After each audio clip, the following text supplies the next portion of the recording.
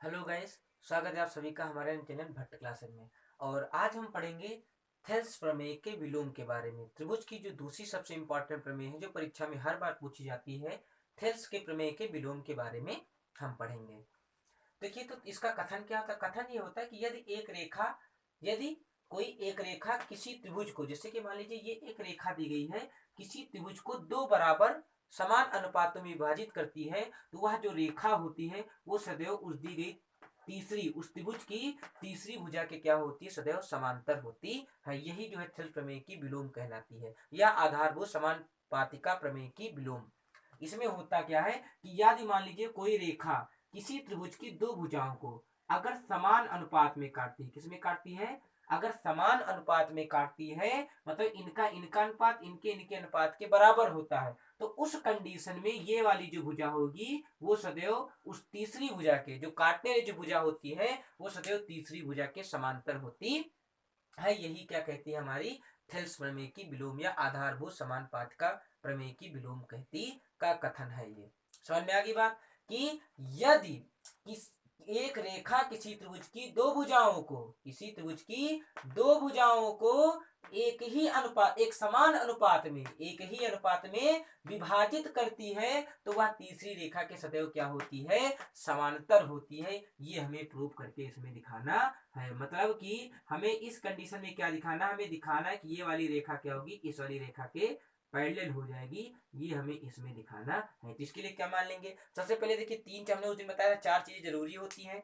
कभी कभी रचना जरूरत पड़ती है, कभी नहीं भी पड़ती है ना। तो सबसे पहले क्या लिख लेंगे, सबसे लिखेंगे दिया है, जो चीज दी जाए। तो हमने मान लिया कि माना हमारे पास क्या है, एक त्रिभुज एबीसी है, जहां पर क्या है, एक रेखा एल इस डी से क्या है, जिसमें एक भुजा ए बी से एक बिंदु डी है, जिससे एक रेखा एल इस प्रकार खींची जाती है, जो रेखा ए बी को और रेखा एसी को इस प्रकार काटती है, इस प्रकार प्रतिच्छेद करती है कि एडी और डीबी का जो अनुपात होगा, मतलब कि इनका और इनका जो अनुपात होगा, इनके और इनके अनुपात के क्या है, बराबर है। मतलब कि ये वाला जो पूरा पोर्शन अनुपात, इनका इनका अनुपात इनके और इनके अनुपात के बराबर है। ये चीज मतलब दिया गया है। तो हमें प्रूव करके दिखाना है कि जब इन दोनों का अनुपात इनके अनुपात के बराबर होगा, तो उस कंडीशन में ये वाली जो रेखा होगी डी, वो जो है भुजा बीसी के बराबर होगी। तो इसके लिए करते क्या है, हम सबसे मान लेते हैं शुरुआत में कि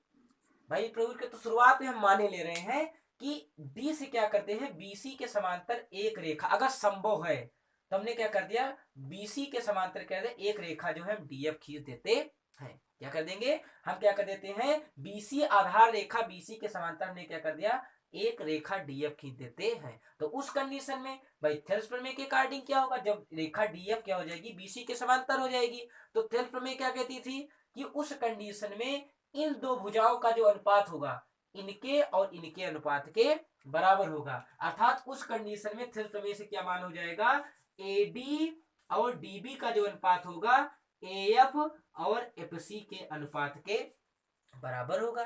भाई थेल्स प्रमेय ये तो कहती थी। किंतु आपके क्वेश्चन के अकॉर्डिंग क्या दिया गया है कि एडी बटे डीबी का मान एई बटे ईसी के बराबर होता है। इसको मान लिया हमने समीकरण नंबर 2, इसको थेल्स प्रमेय से हमने मान लिया समीकरण नंबर 1, और इसके अकॉर्डिंग मान लिया हमने समीकरण नंबर 2। तो अब हम क्या करेंगे, समीकरण 1 और 2 दोनों को देखेंगे, तो देखते हैं कि दोनों के एलएचएस एलएचएस क्या है, आपस में बराबर है। बाएं पक्ष क्या है, तो इनके दाएं पक्ष भी आपस में क्या हो जाएंगे, बराबर हो जाएंगे। क्या हो जाएंगे, बराबर हो जाएंगे। अब हम क्या करेंगे, दोनों पक्षों में क्या कर देंगे, एक जोड़ देते हैं। क्या जोड़ देने पर, इसको करने के बाद में क्या कर देंगे, दोनों पक्षों में एक जोड़ देंगे। एक इसलिए जोड़ देते हैं ताकि हमें इनके बीच का अनुपात पता चल जाए और हम प्रूव कर पाए। क्योंकि दोनों पक्षों में हम सेम चीज जोड़ते हैं, सेम संख्या जोड़ते हैं, घटाए तो कोई फर्क पड़ने वाला नहीं है। तो हम क्या करेंगे, दोनों में क्या कर देते हैं, एक को जोड़ देते हैं। तो इस कंडीशन में क्या होगा, इनका एलसीएम ले लेंगे, तो क्या हो जाएगा, एफ प्लस एफ सी बटे क्या हो जाएगा, एफ सी हो जाएगा। इधर ए प्लस ई सी बटे क्या हो जाएगा, ई सी हो जाएगा।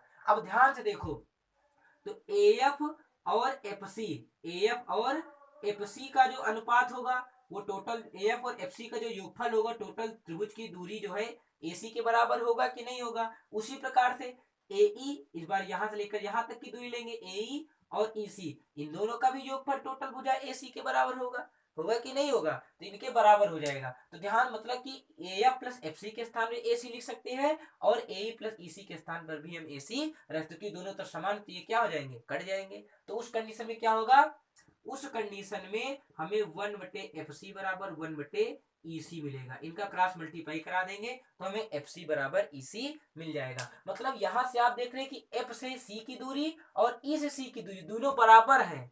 तो ये केवल तभी संभव हो सकता है कि जब ये F और जो E वाले जो F और E जो दोनों पॉइंट है ये अलग अलग ना हो, एक ही स्थान पर हो। कहां पर हो, एक ही स्थान पर होंगे तभी दोनों दूरियां बराबर आएंगी, नहीं तो अलग अलग जाएंगी। तो इसका मतलब जो हमने ये माना था वो क्या है, हमारी जो धारणा थी वो क्या हो जाएगी, गलत हो जाएगी। और ये तभी संभव होगा जब हमारे जो बिंदु ई और एफ क्या होंगे, एक ही बिंदु पर होंगे। जब एक ही बिंदु पर हो जाएंगे तो उस कंडीशन में क्या होगा, डी रेखा क्या हो जाएगी, बीसी के समान। क्योंकि हमने अभी प्रूव किया था कि क्या है, डीएफ रेखा क्या है, बीसी के समांतर है। तो जब अनुपात में काटेंगे ये तभी संभव होगा जब ई और एफ क्या होंगे, एक ही बिंदु पर होंगे। तो उस कंडीशन में डी रेखा क्या हो जाएगी, बीसी के समांतर हो जाएगी। यही क्या है, आपकी थेरेस प्रमेय का विलोम है। तो आप लोगों को अच्छी तरह से समझ में आ गया होगा। तो आज इसको घर पे कम से कम एक दो बार प्रैक्टिस कर लेंगे तो आप जो है इन दोनों थेरेस प्रमेय उस दिन पढ़ा थे प्रीवियस लेक्चर में, आज हमने इसको बता दिया है, तो आप इनको अच्छी तरह से याद कर लीजिएगा। तब तक के लिए जय हिंद।